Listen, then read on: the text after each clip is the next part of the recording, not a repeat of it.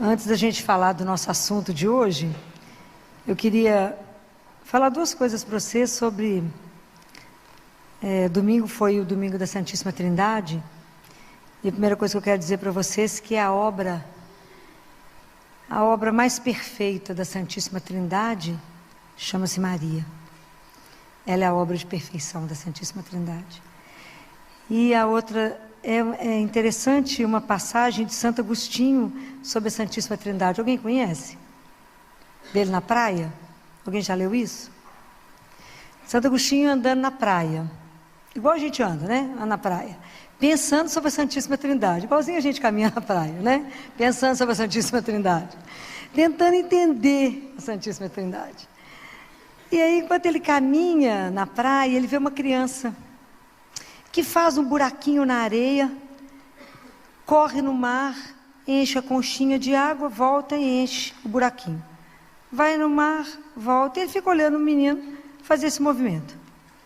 Aí Santo Agostinho fala com ele assim: o que você está fazendo? Ele falou: eu vou colocar o mar todo dentro desse buraquinho.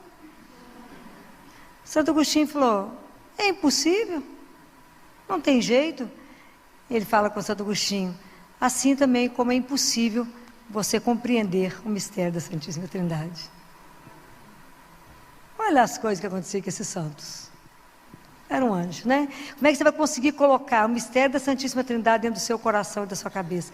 É um mistério, né? Então, se vocês não leram a vida de Santo Agostinho, de vez em quando vocês dão uma passeada por lá, que tem umas histórias muito interessantes, né? Então, nós temos três coisas importantes. Nós vivemos a Santíssima Trindade, e quinta-feira nós vamos celebrar Corpus Christi. E é disso que eu quero falar um pouquinho. Está escrito em João capítulo 6, Jesus disse assim: quem come a minha carne, ele diz, no versículo 53, se não comerdes a carne do Filho do Homem, e não beberdes seu sangue, não tereis a vida em vós. Vocês imaginam quando Jesus falou isso? Ele falou isso num grupo. Tinha muita gente que acompanhava ele nesse momento. E quando ele fala isso, o pessoal toma um susto. Fala: que pessoa é essa que está falando que a gente tem que comer o corpo e o sangue dele? Isso é uma antropofagia. E o pessoal foi embora. E aí foi embora, sobrou os discípulos. Jesus disse a ele, sem mudar uma vírgula do que ele tinha dito, ele falou: vocês também querem ir? Jesus era um homem de coragem, né? E aí Pedro, né, fala com ele: aonde iremos, Senhor? Só tu tem palavras de vida eterna. Então o sacramento da Eucaristia é o sacramento de amor. É o maior, para mim, né, é o maior tesouro que a igreja tem. Porque é a presença de Jesus vivo. Todo Deus e todo homem. O fato dele ter assumido a nossa humanidade não se separou Deus e o homem. E em cada hóstia, quando consagrada, se você recebe a hóstia inteira, se você recebe um pedacinho, uma migalha, ali está Deus inteiro, todo homem e todo Deus. Então, nós recebemos um mistério, né? Nós temos o privilégio de ser alimentado pelo próprio Deus. Então, por isso que ele é chamado o pão dos peregrinos. Ele é o verdadeiro pão que desceu do céu, para nos alimentar, para nos dar força, né? Jesus fala para Santo Agostinho: a Eucaristia é o alimento dos fortes, cresça e coma. A Eucaristia é o alimento dos fortes. Cresça e coma. Então, o quanto eu fico observando que nós, né, demoramos a tomar consciência que de verdade, o que é a Eucaristia? Que presente é esse que nós recebemos de um amor infinito de um Deus, que vem até nós para poder nos alimentar e nos dar a vida. A vida. É aquilo que eu falo com vocês, é a vida que é uma vida eterna, nos dar a vida, porque é a alma que sustenta o corpo, Se a nossa alma não estiver nutrida, semana passada eu falava com vocês, respira, para vocês poderem entender que o ar alimenta, é o elemento biológico, para a nossa vida biológica, a gente precisa do ar. Assim como a alma precisa do Espírito Santo. Nós sem a Eucaristia não caminhamos, não crescemos, não aprendemos nada. Então Deus Pai, o dia que vocês tiverem oportunidade, quem tiver o livro, o Diálogo de Catarina de Siena, tem uma parte que ele só fala da Eucaristia. Então ele fala que na verdade quando nós nascemos, quando nós somos batizados, é como se ele tivesse entregue a cada um de nós uma vela. E é com esse pavio dessa vela que ele colocou em cada um de nós, que a gente consegue ser inflamado na hora da Eucaristia pelo amor dele. Essa luz que nos faz brilhar, que nos sustenta, que dá, né, se a gente pudesse ter visão espiritual, poder ver as almas como é que ficam iluminadas na hora da Eucaristia. Mas que, na nossa vida, por causa do pecado, é como se a gente jogasse água no pavio. Então não consegue pegar o fogo. Então, por que eu estou dizendo isso? Porque a gente não pode entrar na fila de Eucaristia como se eu fosse receber qualquer coisa. Nós temos que desenvolver, pedir a Deus a graça de entender que nós estamos indo receber Jesus vivo. Isso é um mistério, que Deus Pai fala que quando a gente recebe em estado de graça, porque como é que nós vamos fazer com que esse pavio de novo eu possa recebê-lo? Porque ele fala que se o pavio está molhado, Deus Pai, ele fala isso de uma forma tão doce, né, que é para a gente poder compreender. É como se o pavio encostasse, o pavio molhado encostasse no fogo. Ele só faz assim, tss, e não fica. É muito sério, gente. Então, quantas vezes a gente comunga, e ele fala, a comunhão não tem um efeito para a alma. Porque comungamos sem estar preparados. E às vezes a gente faz isso assim, todo mundo está indo, eu entro também na fila. Eu não entendo que eu preciso confessar. Aliás, né, no mundo que nós estamos, que nós estamos vivendo o resto, eu estou falando com vocês, nós deixamos de fazer confissão, nós deixamos de entender o pecado. E aí, não matei ninguém, não roubei ninguém, entrei na fila. Não é isso. É mais do que isso. Muito mais. Então é preciso que a gente comece a pensar sobre isso, né? Como é que a gente está na disposição? Porque Deus Pai fala, aquela alma que comunga, estando preparada, você confessa e entra numa fila de Eucaristia, ele fala, quando a pessoa, as espécies do pão desaparecem, quando o pão some da sua boca, ele fala, eu deixo marcado naquela alma, igual, lembra quando as pessoas assinavam carta, tem alguns convites de casamento muito chique, que é como se tivesse pega uma cera quente e coloca um emblema, ele fala, eu deixo marcado naquela alma as minhas virtudes. Eu deixo marcada a força do meu amor, eu deixo o Espírito Santo e deixo a sabedoria do meu filho. E aí essa pessoa, quem pode contra ela? Ele fala, nem o mal, demônio não pode, o mundo não pode, ninguém pode. E nós desprezamos a Eucaristia, eu tenho vontade de chorar. Que a gente não presta atenção no maior tesouro que nós ganhamos e é de graça, a gente nem paga por ele. Que a gente primeiro se reúne, porque a gente precisa estar em unidade. Depois a gente recebe Jesus. É pão, parece um pedaço de pão. O olho vê pão, a mão toca e é pão, e é gosto de pão. Mas não é o sentido corpo, não são os sentidos do corpo. Quem se delicia com a Eucaristia é a alma. O paladar é da alma, que sabe que está recebendo Jesus vivo. O quanto a gente precisa dessa graça, né? Para compreender isso, né? Compreender que de verdade, a gente vive esse mistério quando a gente está preparado. Deus Pai fala, olha o mistério que acontece, você em mim e eu em ti. Isso é um mistério. Alucinado. Como que a gente pode imaginar que a gente está em Deus e Deus em nós? Por que a gente não recebe isso? Porque a gente é despreparado para a Eucaristia. A gente não acredita que é Jesus vivo. Eu sou ministra da Eucaristia. Minha maior tristeza é ter que passar pelos bancos. Eu acho que as pessoas deviam fazer a fila quem quisesse comungar. Porque as pessoas mastigando chicletes continuam. As pessoas estão com o celular na mão e é Jesus vivo passando. As pessoas ficam assentadas e é Jesus vivo passando. Eu tenho vontade de cutucar no povo e falar: oi, levanta. É o Senhor. É o Senhor que está aqui, no meio de nós. Por que não acontece nenhum milagre? Por que não acontece uma transformação? Por que não somos transformados? Porque não cremos. Não cremos. Nós cristãos temos o maior tesouro na mão.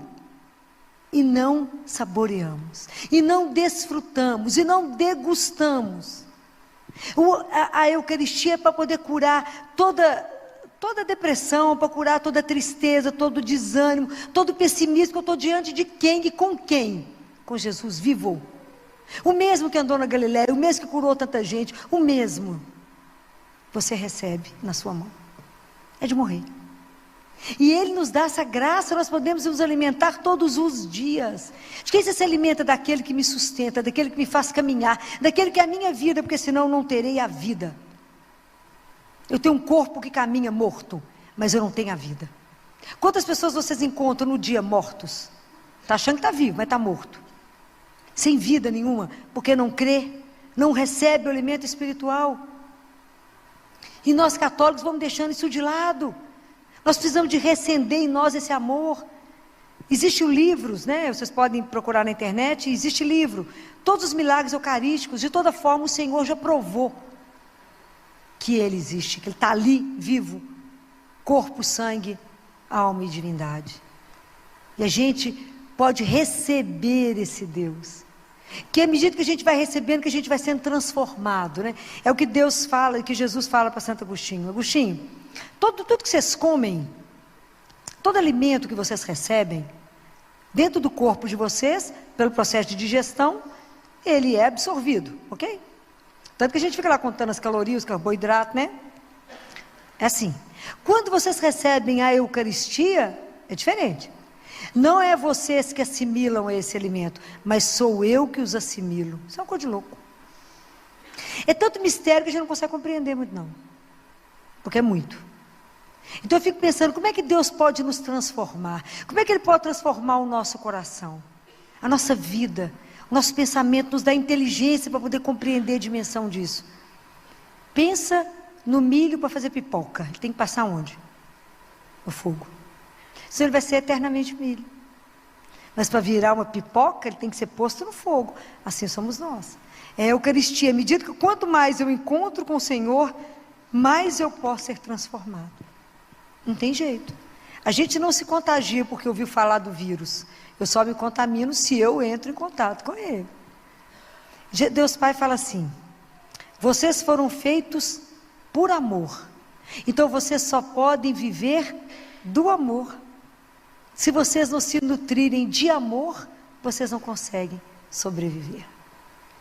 A alma precisa do amor para poder permanecer de pé. Aí eu fico pensando, né? No ano 309, o imperador Diocleciano proibiu os cristãos de se reunirem para ler a palavra ou para celebrar a Eucaristia. Pode imaginar? Já tem alguns países que está proibido de ter qualquer coisa via internet relacionado com religião. E aí 49 pessoas se reuniram escondido e estavam rezando escondido, que eles iriam celebrar a Eucaristia. Foram pegos, foram levados diante do imperador, os 49. E ele falou: por que vocês insistem em desobedecer, se a pena é a morte?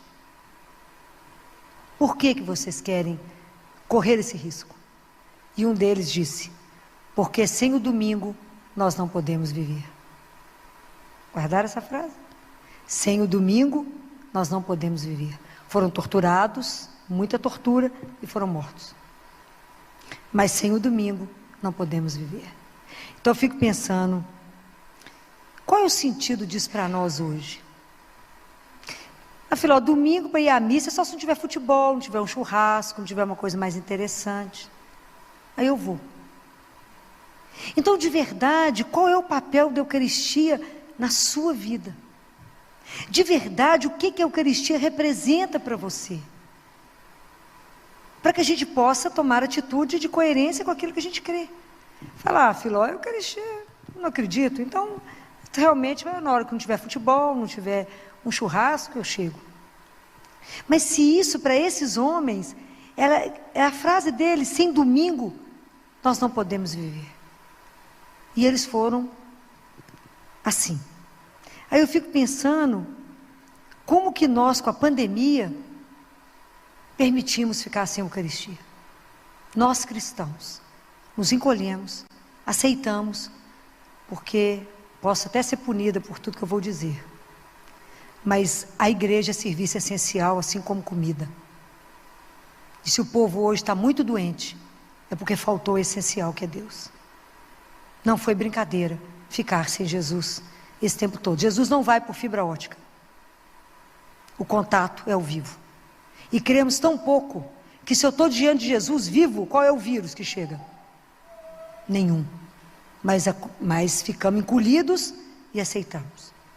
Então eu lamento isso muito, principalmente por todo o grupo da área da saúde, que enfrentou a pandemia de peito aberto. A gente não sabia nada, eu fui da linha de frente, sem Eucaristia. Então, me lembro de um sacerdote que abriu a igreja para mim e minha irmã, Jaque, escondido, no momento, numa tarde de sábado, que a polícia estava fazendo ronda nas ruas para ver se tinha alguém fora de casa. Eu e a Jaque escondida dentro do carro, entra uma que o padre abriu um pedaço da porta, entrou uma correndo, depois entrou outra correndo, parecia duas doidas, parecia que estava assaltando algum lugar. Quando eu ajoelhei diante do Santíssimo, eu chorava tanto que o padre falou, nossa, como que vocês estavam com fome de Deus. Que a gente, por fim, quando viu que não abria, eu e mais 5 pessoas ajoelhávamos no passeio diante da porta da igreja, da capela fechada, e rezava no passeio, na rua. O terço chorando, eu falava com Jesus, o Senhor preso aí e nós aqui. A gente precisa do Senhor para nós estamos indo enfrentar uma batalha. E não estamos sendo assistidos. Não estamos sendo assistidos, Senhor. É muito duro. Eu gravei alguns vídeos lá para dentro, interno, lá na Santa Casa, ajudando os colegas a ficar de pé. Teve um momento que o povo achava que não aguentava mais. Ambulância sem cessar. Não havia fim, o povo entrando em exaustão, cansado, não havia quem trocasse, quem revezasse. E o povo firme, a Santa Casa teve 600 leitos de Covid. 100 leitos de CTI de Covid. E teve muita gente que teve que ser retirada, as grávidas, a turma acima de 60. Foi um período difícil. E nós, desamparados. Por que o mundo fez isso? Porque não vê a presença de um Deus real. E nós, cristãos, calamos, acuamos, não brigamos, não fomos para a rua rezar, ficamos com tanto pavor da morte, né? Tomamos consciência que ia morrer pela primeira vez, eu acredito. E acuamos, não gritamos, nós precisamos de Deus vivo. Falei com Jesus, meu amigo, o que o povo acha que é de verdade a Eucaristia? Como é que o povo está conseguindo sobreviver? Tem gente que ainda não sai de casa, não vem à igreja com medo. É isso que fizeram. Falei com vocês outro dia. Hoje nós estamos sendo submetidos ao martírio. Não do corpo, falei. Hoje eles querem matar a nossa alma. E se tirar o nosso alimento, vai nos matar. E nós permitimos isso. Porque não fomos como esses homens que falaram, sem o domingo, não podemos ficar. Ia ser uma revolução espetacular, branca. Né? Assim, no sentido de que, sem sangue, nós só queríamos receber Jesus. Né? E aí eu fico lembrando que teve uma tarde de um sábado, eu estava lá no quarto dele rezando, falei com ele, Jesus, o senhor percebeu que eu vou morrer? Porque o Senhor é a minha vida. O Senhor é a minha força, é a minha luz. Sem Eucaristia eu não vou sobreviver. Sem adoração ao Santíssimo eu não vou sobreviver. Está difícil, está pesado, nós não estamos parando, nós estamos trabalhando do mesmo jeito. sob uma pressão absurda, tendo que sustentar psicologicamente tanta gente. E quem está nos sustentando? Nós estamos abandonados, Senhor. As portas da sua igreja estão fechadas. Igreja para mim fechada é museu. Eu preciso do Senhor vivo. O que vai ser de mim sem o Senhor? Mas Deus não desampara ninguém. E aí eu lembrei de uma pessoa que frequentava um mosteiro. Liguei para ela e falei: Claudinha, minha filha, me arruma o telefone da abadesa. Você converse com ela. Se ela me permite entrar, não vou fazer contato com elas, é claro, não vou invadir a casa delas, não vou levar nenhum risco para elas. Eu não vou fazer contato, não vou vê-las. Elas podem ficar guardadinhas lá. Eu só preciso entrar no Santíssimo. Eu preciso encontrar com Ele. Eu preciso ver Jesus. Eu preciso que Ele me veja. Eu preciso receber a força dEle, porque senão eu vou cair. Eu não vou dar conta. A pressão é muito grande. Essa pandemia não foi uma brincadeira. E aí ela falou: a irmã disse que você pode ir lá quantas vezes você quiser, e te convidou para assistir à missa. Eu achei que eu fosse morrer. No dia que eu recebi a Eucaristia, eu chorava tanto que eu achava que eu fosse morrer.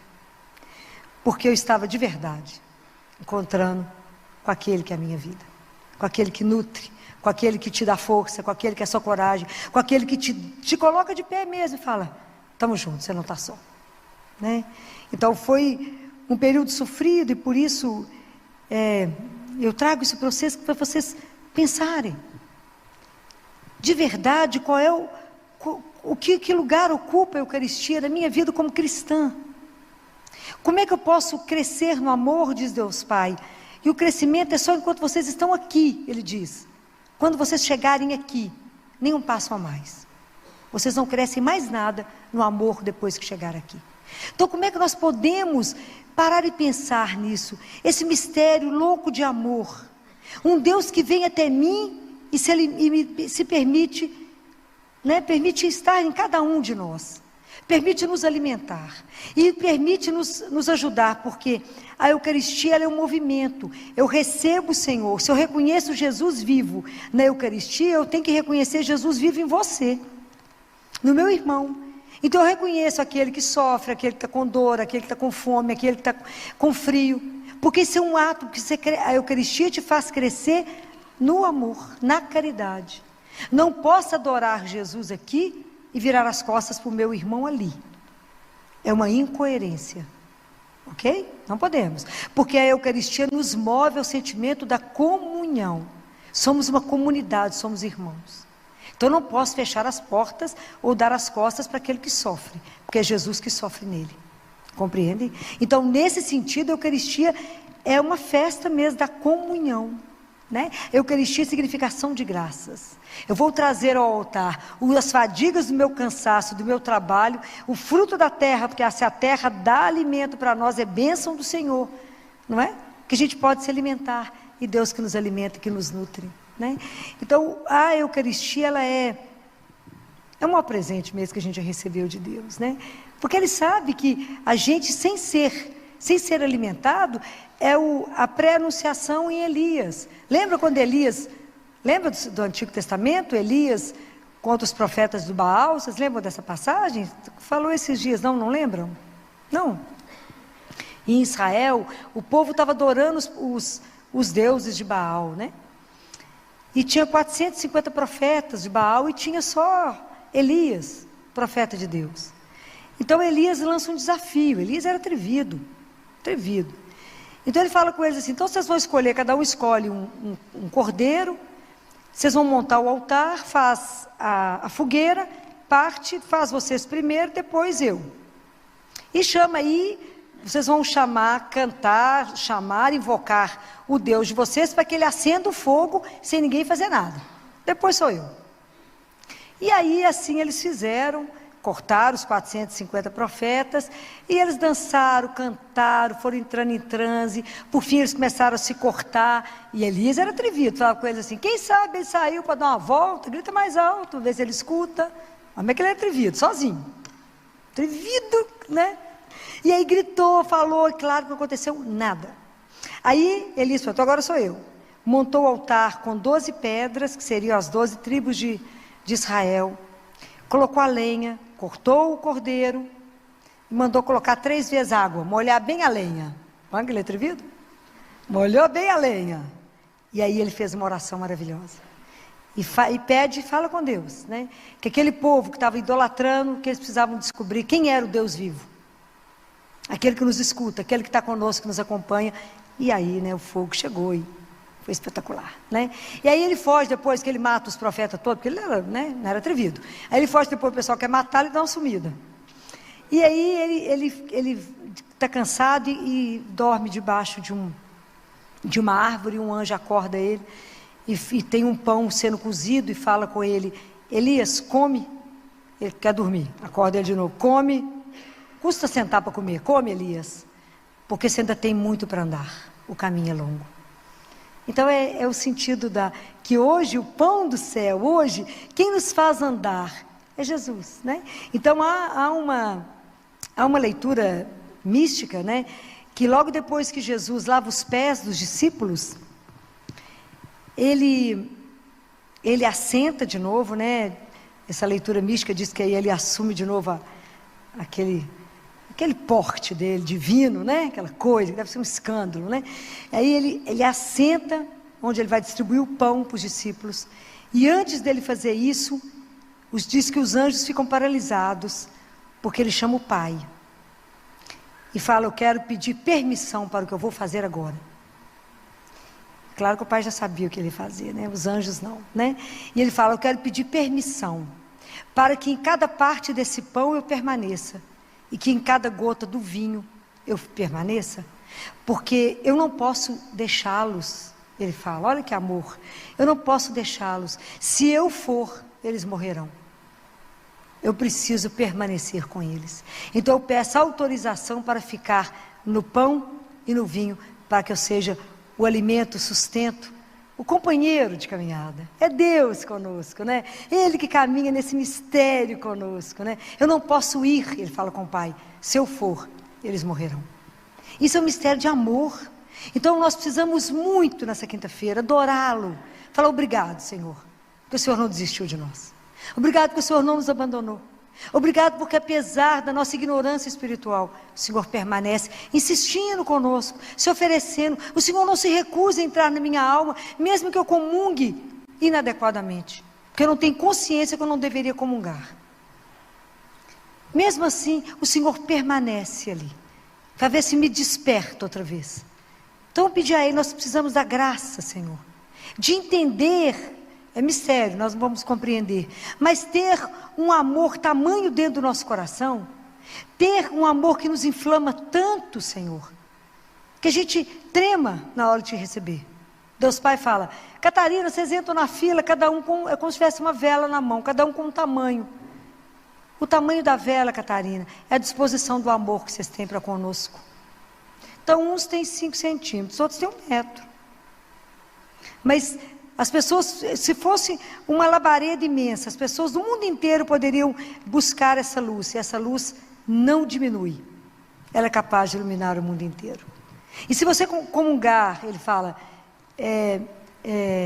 com pecado, essa luz não se suja, porque ela é uma luz, como a luz quando pega uma superfície que está suja, ela não se contamina com a sujeira. Somos nós, né, gente? Então a gente precisa pedir a Jesus a graça, né? São muitas graças. A graça de amá-lo, de ter uma gratidão a Ele pela Eucaristia.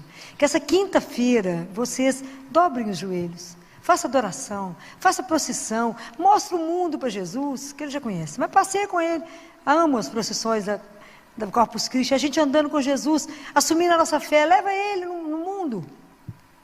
Adore o Senhor, prolongue esse amor.